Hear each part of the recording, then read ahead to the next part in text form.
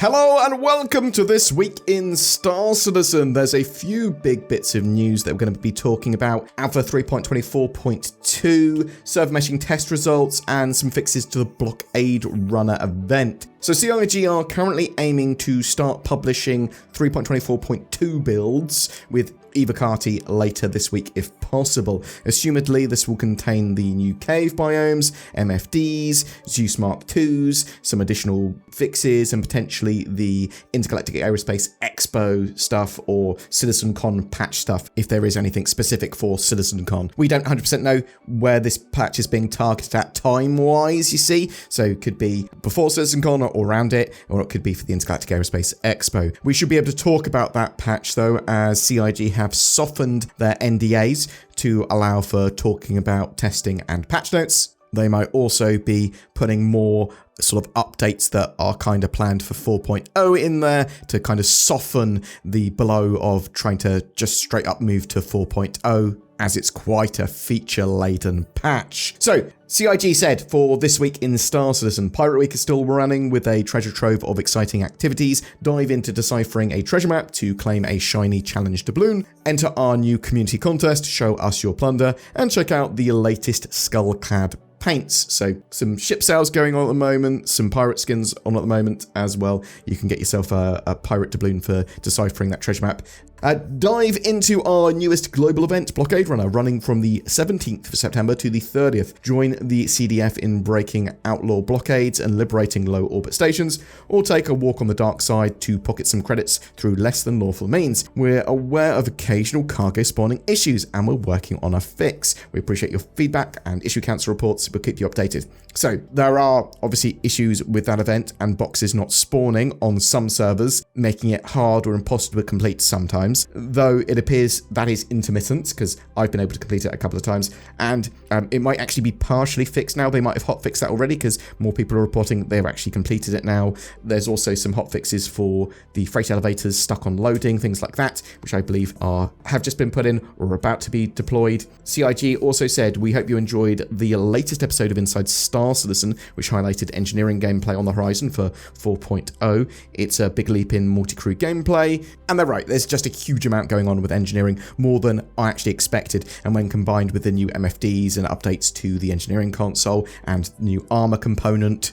it just makes damage control and that power management stuff really, really interesting. As our teams gear up for CitizenCon, Inside Star Citizen, Star Citizen Live, we'll take a brief hiatus, but don't worry, we'll be back with fresh content after the event, which is less than a month away. It's on the 19th/20th of October. It's in Manchester. Obviously, if you've got a ticket, you can attend, or you can just watch it for free on Twitch. CIG did also say, in the meantime, our Chief Technology Officer, Benoit Beausejour, shared a Spectrum thread recapping our recent server meshing playtest and what's coming up next. With that in mind, CIG are also planning for further server meshing tests on the tech preview branch, with access for all backers, it seems, at the end of the week. At least that's the plan. This will have more updates and tweaks, but let's delve into what those server meshing tests have taught CIG and helped with in a post by Benoit. Server meshing testing update. I hope you're all having a great week so far, and wanted to take a moment to give a brief update on server meshing and share a bit of a recap,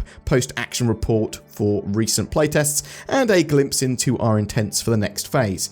Back in March 24, following server meshing test A, we confirmed a critical design flaw in the network message queue, NMQ, used by game servers and hybrids. The NMQ is responsible for transmitting data over UDP sockets for both reliable and unreliable, eventually consistent, traffic, as well as ensuring the security of this data transmission. All game data, including serialized variables, entity properties, and remote method calls, pass through this message queue. The identified flaw caused issues when processing large amounts of binds and messages, leading to performance problems, causing large bottlenecks in the queue.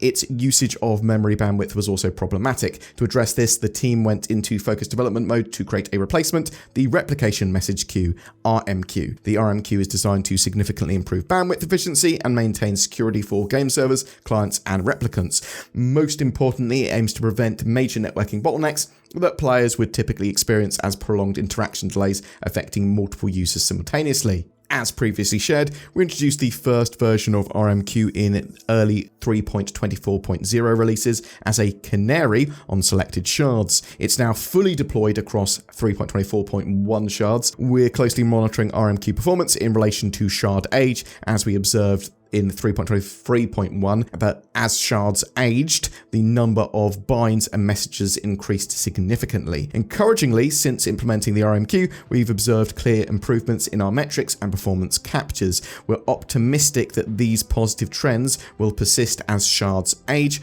though we'll continue to monitor the situation closely. Server meshing tests. With RMQ in place, along with other hybrid improvements, we have resumed server meshing tests using the current patch codebase of 3.24. Our test objectives are to identify areas needing optimization to achieve low latency replication at scale with the actual game and real players, pinpoint gamer features that require adjustment for high player counts, pinpoint game environments that need adjustments for higher player counts, uncover bugs related to server transition, server recovery, and other quirks introduced by the mesh setup, confirm changes and improve the game experience at higher player counts from a networking point of view. We are aiming for a rapid iteration cycle to test our corrections and optimizations, ensuring progress at each step without interference from other changes to the game. Our goal is to conduct weekly tests until it is time to rejoin the main development branch for the 4.0 PTU waves. We will only proceed to a tech preview test in each week if we have sufficient changes and improvements validated for you all to play. Our tests should mostly follow a given pattern.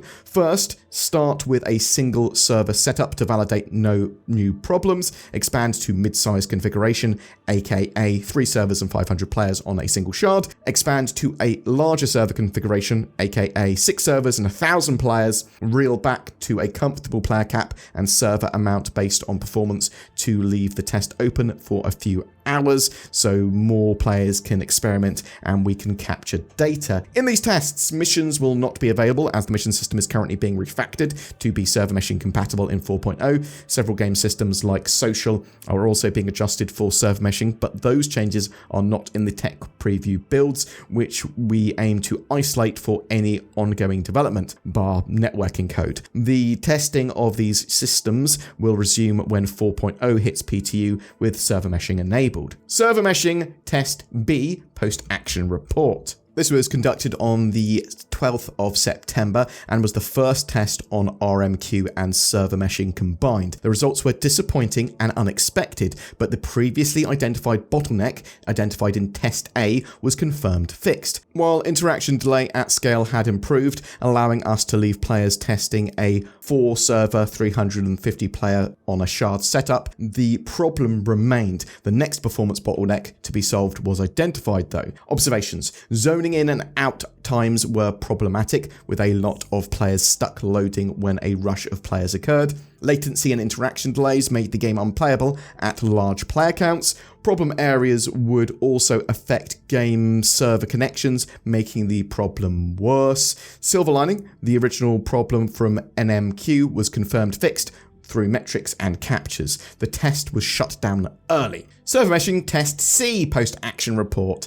So this was conducted on the 19th of September and included performance optimizations. Test C was the first to use the build with legacy NMQ system entirely stripped out. So no network message queue, entirely using the new RMQ. This was an important step as RMQ has been designed for greater parallelism, but these optimizations could not be unlocked while we still needed to support NMQ. Test C included the first round of these planned optimizations and significantly improved our ability to scale before the interaction delay grows and the game becomes unplayable. This test also allowed us to start seeing more gameplay related issues as players spread around the game world and were able to experience a meshed universe. This test was a big step forward and we were able to successfully identify additional issues present, but walked away from this playtest feeling optimistic. Observations. Zoning in and out times were still problematic at higher player counts.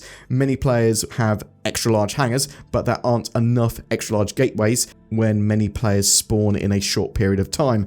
ATC queue times were too high. Social systems are still tied per game server and not per shard, causing channels to be empty for players in other areas. Player count looked maxed at 100, even though the system is not limited. This work will happen in 4.0 streams so as not to introduce large changes in the tech preview. Higher player count and markers are a usability visibility issue and have a performance cost on the client. Latency and interaction delays went up in the 1,000 player tests where clear new performance optimization hotspots were found. This is the focus of the work until the next test. A hybrid crash would cause 30k errors sporadically in the meshing setup. This is the focus of the work until the next test. Onwards, while these early test results are promising steps forwards, we are aware that challenges remain. We're committed to tackling each hurdle through rapid iteration, always aiming to improve your gaming experience. To those of you who participated in these tests, your dedication is truly inspiring. Taking time out of your day to come and try out new features and tech, much respect. It's a pleasure and a privilege to progress on this technology together. Your insights and patience are invaluable as we transform our game to be the MMO we want it to be. We're excited about the path ahead and we'll keep you all updated on our journey. Thank you for being an integral part of this ambitious project with us. So really liked what they said there. It's good to know that they are making pretty good progress with optimizing and improving server meshing and cutting through those edge cases. This is the main part of 4.0 that will need bug fixing and testing, and they're getting that sorted now. It's like some of the other big bits as well, like engineering gameplay. They've obviously had a good amount of iteration and improvement on the Arena Commander stuff with that, so they've been able to make sure it works to a degree. So they are doing some very sensible things with 4.0, splitting these things off to be tested, and server meshing does look like it's making very good progress. We do not know the limits of what server meshing will allow for mesh servers on a shard, for amount of players per shard, amount of players per server yet, but obviously CIG want to optimize that significantly in the coming weeks. And months, I suppose, as well, because it's going to be, once they deploy static server meshing, they're going to be optimizing it as much as they can, and then they'll want to move on to dynamic server meshing, and then optimize that as much as they can to have as many players from as many regions as possible in a single shard, where sensible. Anyway, as I said, more and more tests for the tech preview of server meshing and potentially even the Pyro Playground and connecting Stanton to Pyro at some point again, because obviously they had tested that previously to make sure that the transition between star systems worked, but you can expect it probably to have, when they next do the sort of Stanton server to Pyro servers connected to each other with the jump point, you can probably expect that jump point to actually be working to some degree rather than just a placeholder like it was last time. Anyway, I'm rambling now. I'm interested to know, did you get involved with the server meshing playtests? Are you going to be getting involved with the future playtests? Are you excitedly waiting for 3.24.2 to be on either Kati or wider PTU? What about 4.0? Do you think they will actually be able to get that out to live by the end of the year? And when are you expecting playtests for either Kati and PTU to start for that? Whatever your thoughts or questions, I would love to hear from you in the comments below. Also, listen to this guy about getting NordVPN because it's a great little VPN. What's in the box? That is what Pandora asked. She was told not to open that box, but she did. The internet is like Pandora's box, full of the chaos of the world. And Pandora basically opened an email attachment asking to help a millionaire prince move money around. Bam! It was Medusa all along. You've turned to stone. Foolish! You should know your Greek mythology. What's not foolish is nordvpn.com/BoredGamer. NordVPN is potentially one of the greatest Greek mythological heroes. It helps protect you from the terrors of the internet, helping you be more secure and private, while also giving you great accessibility. You can use my links down below to get NordVPN cheap. September, we've got a giveaway. Every month we have a ship giveaway, and this month is no different. We're giving away 5 ships this month. Actually, that is a bit different. That's 4 more than normal. We're going to give each of them to a different winner. We've got a Nomad, an X1, a Sulen, a Mustang Alpha, and a 100i. They all come with access to the game and lifetime insurance. All you need to do to be in for a chance of winning any of those is comment on any of my videos made during the month on YouTube. I want to say a massive thank you to all our patrons and channel members. Your support allows us to make daily content. You are the best. And you should consider joining them by clicking the join button under my videos. It goes a long way in helping us, as does commenting, sharing videos, liking, all of that jazz. You do not have to chuck money at us, but if you want to, I'm not going to stop you. Thanks for watching and have a great September.